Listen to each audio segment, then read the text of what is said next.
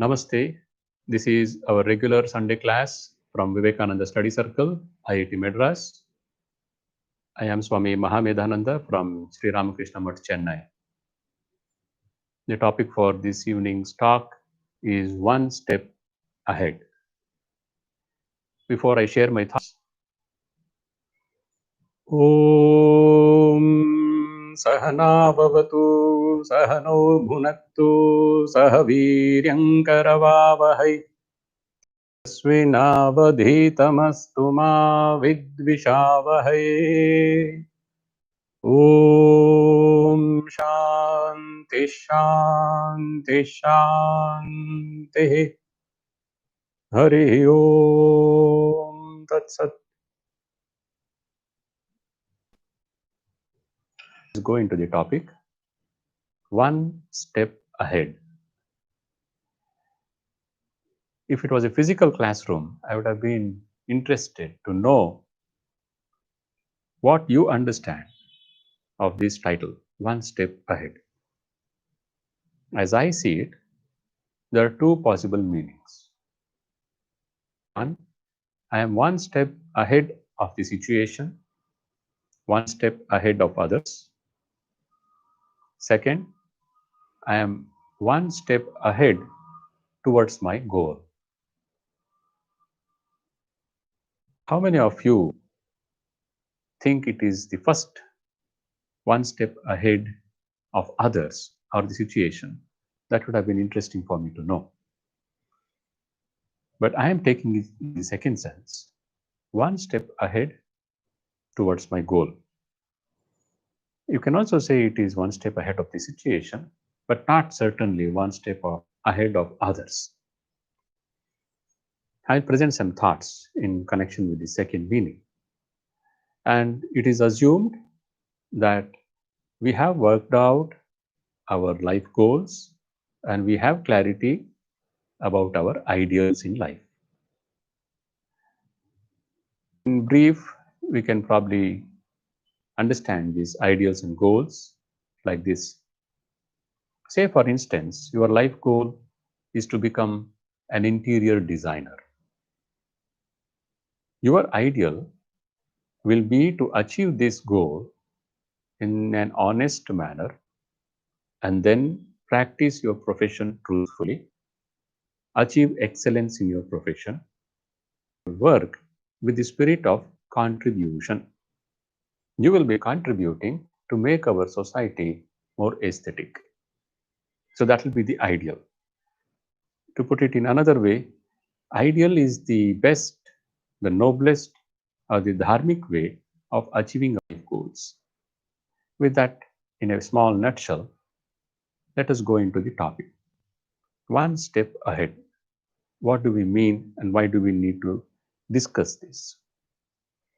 Once we have fixed our life goal and we start moving towards it, we have challenges. The struggle begins. Anyone who is serious, who is working out on his own, he will have this challenge that there will be struggle. Some of us, when we face these obstacles called struggle, we falter. We start having self-doubts. Can I do this? Itself is not worthwhile. I thought I will do this. Maybe it is not worth enough. Let me drop it. Before fixing my goal, then deciding halfway because I have an obstacle. Oh no, this is not good for me. That will be a very terrible thing because I will have let down myself. We can be our own friend, we can be our own enemy. In this situation, after giving careful thought, because I find the obstacles are too big for me, I am not ready to struggle. The struggle is frightening me. That situation is a terrible situation. Now, speaking of struggle, Swami Vivekananda gives us some thoughts. I will quote him. The struggle is the great lesson. Mind you, the great benefit in this life is struggle. It is through that we pass. If there is any road to heaven, it is through hell. I remember one schoolboy asked me to explain this. If there is any road to heaven, it is through hell. Through hell to heaven is always stands for struggle.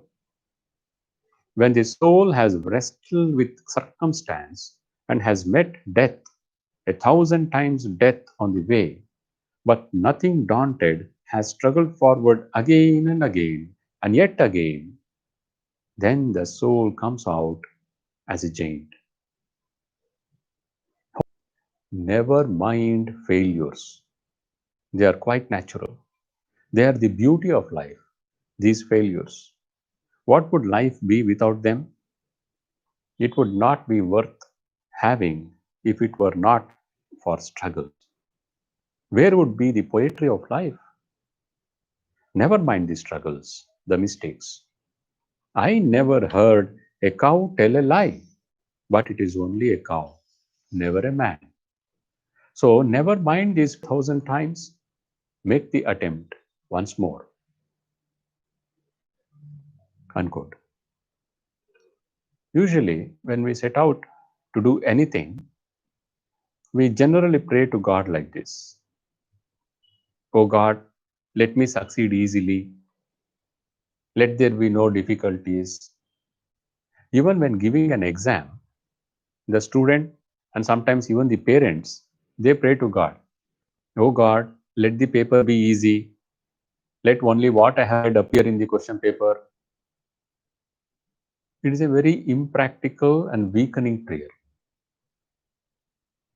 The right way would be like this: pray, Oh Lord, give the necessary wisdom and strength to face all the challenges in this work, in this task, in this relationship. Please guide me. How wonderful is this prayer? This is a positive prayer.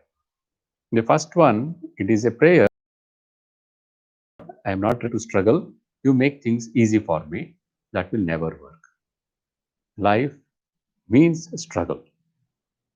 We have that famous quote we have discussed in our earlier class: life is the unfoldment and development of a being. This is life. When I It may be a moral struggle, it may be a physical struggle, it may be a struggle against circumstances, it may be a struggle in a relationship. That is life. So it is a manifestation of life which is happening when I struggle. And when I withdraw from struggling, then I have withdrawn from manifesting my inner potential. Life is a vegetable life then. So we welcome struggle. Obstacles will come. That is life. I welcome it. Of us will face such situations where we come to a point where we think, I have finished my resources. I cannot do this. I cannot take this anymore. It is over. After this, I cannot continue. And we don't see the way ahead. Everything seems to be dark. It is a dead end.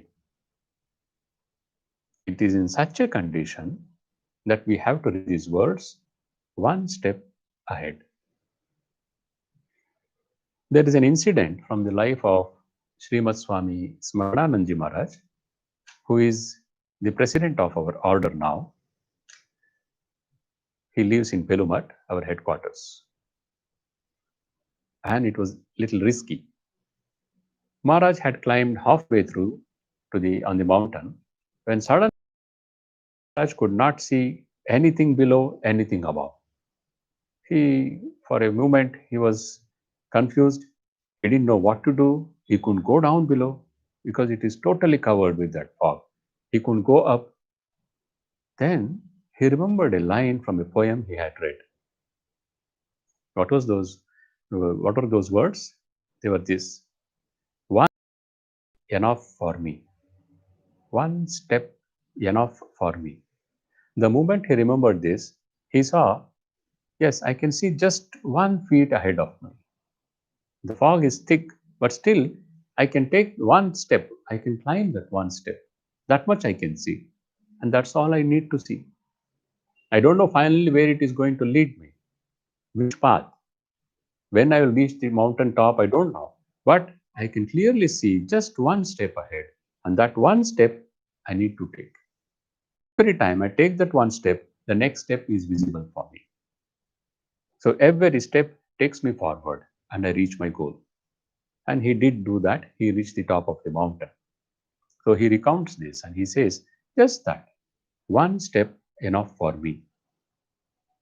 These words, they are from this poem, Lead Kindly Light. It is a poem, it is a prayer sung across many churches and by many people across the world. It is written by John Henry Newman. He wrote it in 1833. He was traveling to England by ship, and somewhere on the way, for 1 week, the ship was becalmed.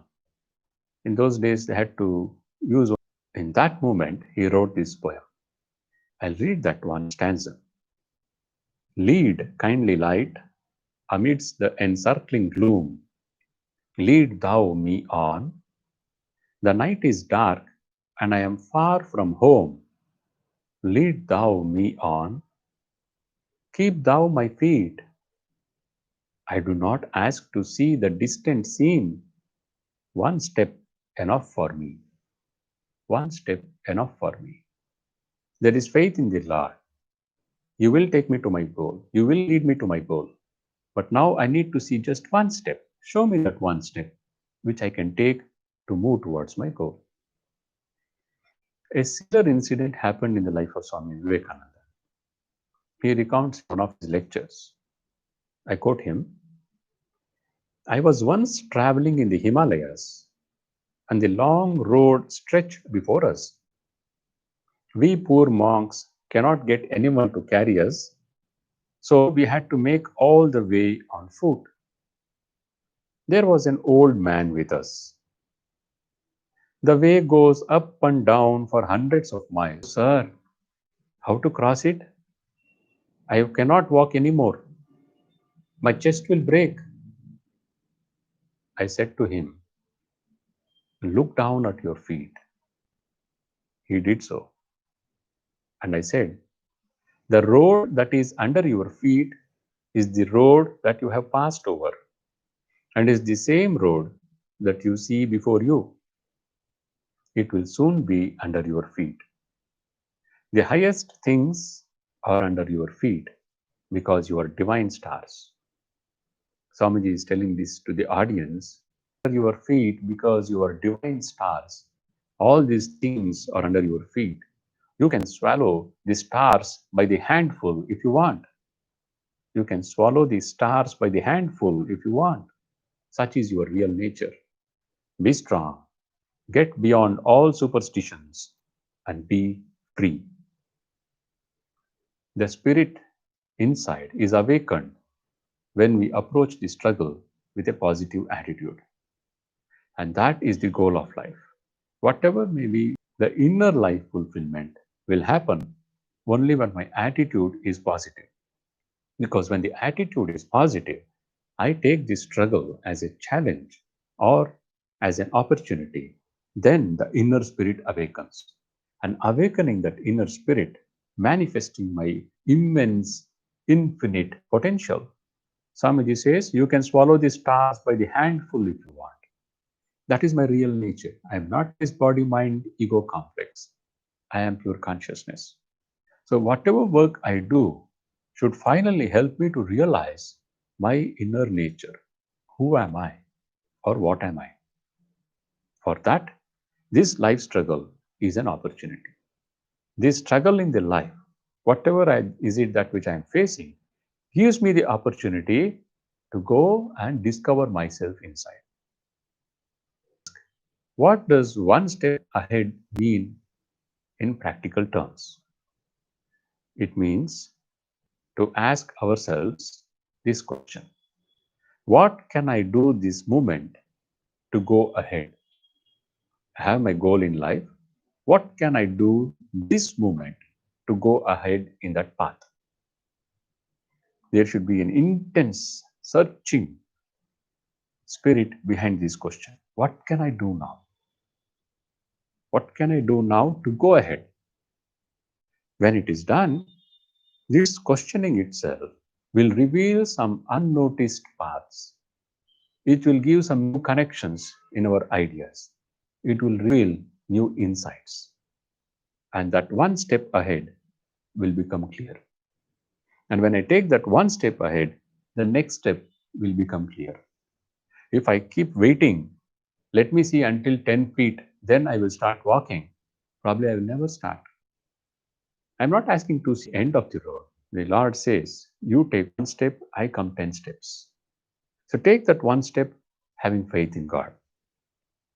Now, once we identify what is possible, what is that possible one step I can take? It may be a big step or a small step. But once I identify it, we have to act on it. I have seen it and I will act on it. But not all the paths, all the steps will lead to success. That is also true. But it will at least prevent us from stagnating. And in this point, we should remember but that the goal we have chosen it with our full mind and clarity. And it is a choice I have made with all my faculties alive. And not because someone else wanted me to do it. It was my choice. And that choice I have made is noble, it is good. And I believe in the choice I have made. Then this holding on, taking that one step forward will work. As someone was telling me, it may not be practical in all situations. That is also true.